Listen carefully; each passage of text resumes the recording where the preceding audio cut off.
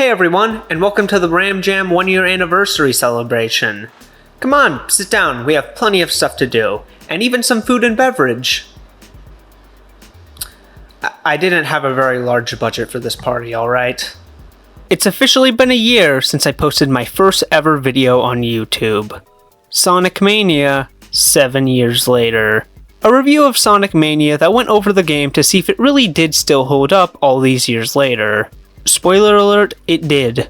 It's a video I have mixed feelings on. I still do look back at it pretty fondly. It was the first video like this I'd ever made. But like a lot of other people with their first videos on this site, there's also a bunch of stuff in this video that makes me cringe myself into the shadow realm. I'd play some examples for you, but I don't think I'd be able to make it through this video's post-production if I did. There is one clip from the video I will play though. One right at the end. I know that Mania received 2 new playable characters and an encore mode as a part of DLC, but I only really felt like covering the base game today.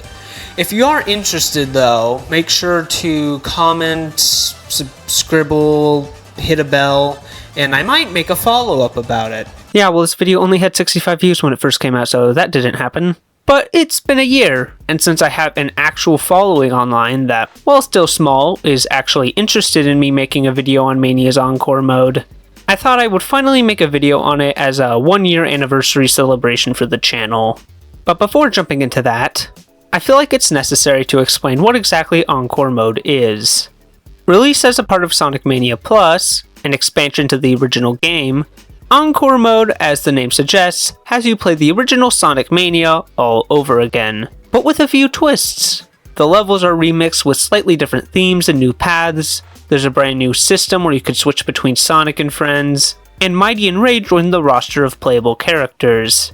I was super excited to play Encore mode back when Mania Plus first came out, but upon playing it, I was very disappointed by it.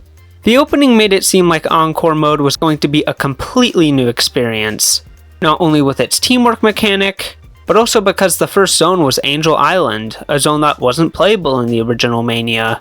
However, upon finishing that zone, you get dumped back into the original Sonic Mania.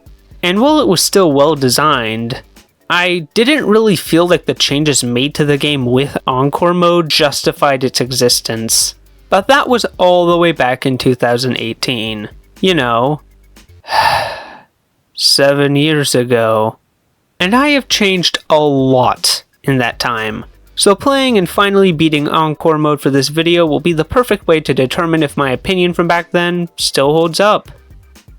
It probably doesn't. Encore mode picks up immediately after the events of Sonic Forces, with Classic Sonic returning to his home dimension with the Phantom Ruby.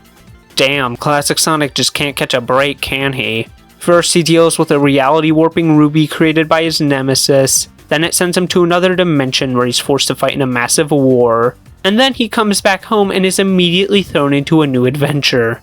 Like I said in the intro, the first zone here is Angel Island, which is really cool since it wasn't playable in the base game, only being used for a cutscene at the beginning of the original campaign. Unlike the other zones in Mania, which have 2 massive acts capped off with a boss fight, Angel Island is far smaller in scope, having only 1 act that's a nearly 1-to-1 remake of the original stage. Although there are a few differences, mainly the entrances to the special rings from the original being removed. Sonic eventually finds Mighty and Ray, who are trapped inside of an animal capsule. He frees the 2, and the player is given a choice for which one will be their teammate for the rest of the zone. I decide to pick Mighty because he looks cooler, and it's revealed that Ray was nothing more than an illusion created by the Heavy Magician. He flees, and the player has to follow him through a very brief platforming section that also serves as a tutorial for the partner character you picked. In my case, being Mighty. Sonic and Mighty eventually catch up to the Magician, who uses the Phantom Ruby to revive the rest of the hard-boiled heavies. They then use the Ruby to warp them all back to Green Hill Zone, and with that, it's time to begin the game.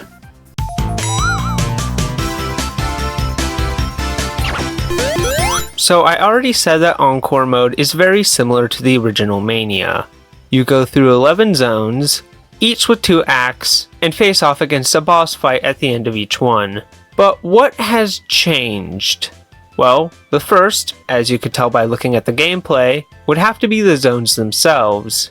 You visit all of the same locations from the original game, all in the exact same order, but they've all received some sort of visual changes and new areas have been added to the level design, mainly routes that take advantage of Mighty and Ray's abilities. Some of these changes are pretty small, like Chemical Plant and Flying Battery, but some completely change the vibe of the zone, such as Green Hill, which takes place during the sunset like that other Sonic game. I can't remember its name, but it was very advanced for the time. Or Oil Ocean, which takes place during the daytime with a bright blue sky. This feels wrong. The stage I think got the most changes though would have to been Mirage Saloon Zone. In the base game, Mirage Saloon began with a stage that was basically a callback to Sky Chase from Sonic 2, before Sonic and Tails land their plane and go through a desert stage inspired by Sand Shower Zone, a scrapped stage also from Sonic 2. In Encore mode, not only has the time of day been changed to sunset and eventually nighttime the more you progress through it, but the first act from Sonic and Tails' campaign has been replaced with the more platforming focused one from Knuckles' campaign, allowing all of the characters to run through it, which is great, because even if the version of Act 1 in Sonic and Tails' campaigns was a neat callback, this one is better in every single way. Just like the main levels, the special stages in Mania have also had some changes made to them. They're in the opposite order of what they were in the original game, and the obstacles and hazards the player comes across are made much harder for the player to avoid. Not only that, but the AI for the UFO you chase has also been made a lot faster. They're really fun overall, and I do respect the attempt to make them more difficult, but I feel like they go a little overboard trying to do that. Like, if you slip up even once, your goose is cooked, you are not getting that emerald. The only reason I was able to win Special Stage number 7 and unlock the super forms for every character was because there's a funny glitch exclusive to the PC version of Mania, where the player can press the Y button and immediately have their Mach speed increase. The bonus stages that the player can enter through the game's checkpoints have also been changed, but in a far larger way. Instead of being a recreation of Sonic 3's Blue Sphere special stages, which upon completion would give you a coin that could unlock bonus features in the game, Encore mode's bonus stages are a 3D pinball minigame where the player has to launch Sonic to the top of the board, which will allow the player to control this crane that can give them rings, shields, or even additional characters to use. It's a welcome change to the gameplay. It's actually original and gives out items that are way more useful to the player than the bonus features Blue Sphere offered. Don't get me wrong, debug mode's cool and all, but if I'm using that, it's usually just to see how much I could break the game and not to help me finish it. However, the biggest addition to Encore mode, and its main gimmick, would have to be the brand new partner system. The best way to describe it would be that it's this weird fusion between the little character AI that would follow you in the classic games, as well as the team mechanic from Sonic Heroes, and Knuckles Chaotix. The player starts the game as Sonic, but through both the tutorial, as well as these one-ups with images of other characters, the player can get more to play as. Sonic, Tails, and Knuckles are the complete same as how they were in the original Mania, but Mighty and Ray have a bit more going on, being their first playable appearances in a Sonic game in over 20 years. Since he was nothing more than a Sonic clone in both Sega Sonic the Hedgehog and Knuckles Chaotix, Mighty's moveset has been completely reworked. Using his shell, he can outperform a ground pound that's also capable of destroying certain surfaces. Ray is also in the same boat, getting a glide inspired by the ones actual flying squirrels have. I think it's a little hard to learn Ray's glide at first, but overall, both him and Mighty are incredibly fun to play as and stand toe-to-toe with the trio we've had for 30 years at this point. Although there are 5 playable characters in Encore mode, the player can only equip 2 at a time, and has to use these 2 monitors in order to switch to another random selection of characters in your inventory. You can manually switch between the 2 characters you do have equipped though at any time, as long as the both of you are on the ground. Each character has only 1 life, and if you die as them, the player won't be able to play as that character until they find a 1-up monitor to revive them and add them back to their inventory.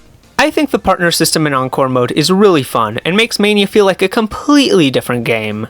Not every area in Mania was supposed to be visited by every character, so being able to switch between two different ones on the fly allows you to explore these levels in ways you probably wouldn't have in the original. Especially if you're one of those weirdos who only plays as Sonic in these games. Oh, I would hate to be that guy. The only real issue I have with Encore mode is its ending. Just like the original campaign, it ends with a boss fight against Eggman in this, well, egg-shaped mech in Titanic Monarch Zone. I still stand by a lot of what I said in my original video on Mania, but for whatever reason, I was really hard on this boss in my initial review. It's a perfectly solid end to the game, even if I still don't like how you're forced to get caught by the mech's hands to progress.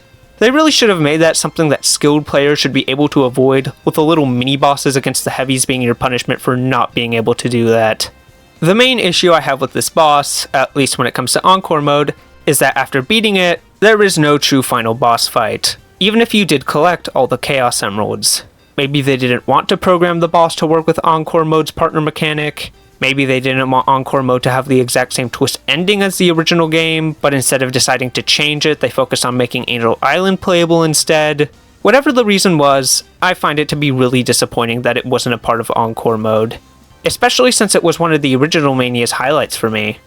Anyway, Eggman's plans have been foiled yet again. The Phantom Ruby ends up opening a massive wormhole that starts devouring the entirety of Titanic Monarch.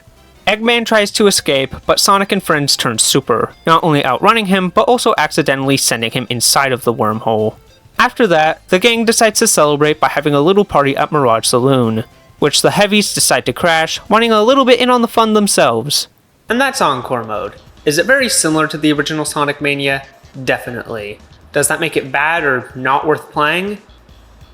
Of course not. It may not be a completely brand new game, but that's not what Encore mode was trying to be, nor is it what an Encore actually is. It was trying to be a brand new way to play Sonic Mania, having almost everything people loved about the original game, and adding some new elements to spice things up. And looking at Encore mode through that lens, I think they succeeded on almost all fronts. The changes made with Encore mode, while maybe not being super large or even gimmicky on paper, are in practice able to create an experience that feels completely different from the original game, and is why, now, I love Encore mode. It's phenomenal. I'm honestly kinda disappointed that this didn't become a staple of future 2D Sonic games. I think Origins really would have benefited from adding an Encore mode to each game, and I really think it would have made Sonic Superstar. Oh. And that's it for the RAMJAM 1-year anniversary celebration. Make sure to grab a goodie bag on your way out.